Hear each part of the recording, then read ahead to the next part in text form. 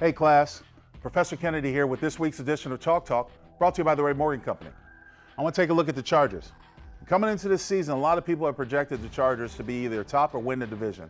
Most notably was the commitment they made on defense. This gentleman right here, number 54, Ingram, and this one right here, number 97, Bosa. Two perennial rushers that know how to stress the pocket. When a team can rush four and get to the quarterback, that is a luxury. Because on the back end of defense, you can play zone man combinations, all zone, create a confusion for the quarterback. And when we got stellar receivers like we have in Darren Waller, you're going to have teams that are going to double them. So they can't commit more to the rush, they want to commit more to coverage. With that being said, our tackles and our offensive line are going to have to do a good job against this front four at keeping the pocket clean and keeping Derek's eyes ability to look downfield. Let's take a look at some of the plays last week that they ran against the Packers.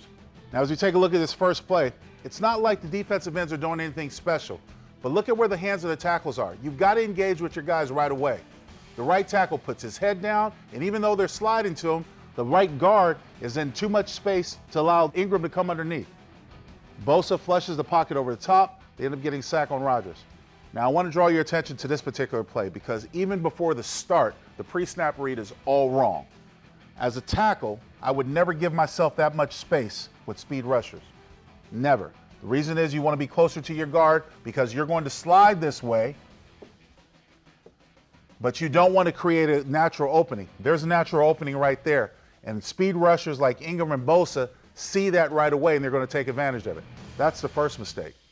Second mistake is you got to play with your hands. When you're playing offensive line, especially guard at tackle, you got to be like a boxer. You got to keep your dukes up. So the moment you come out of your stance, your hands have got to be ready to go because you want to give that defensive person something to think about. And if they come in close enough, you want to strike and be able to get your hands on them.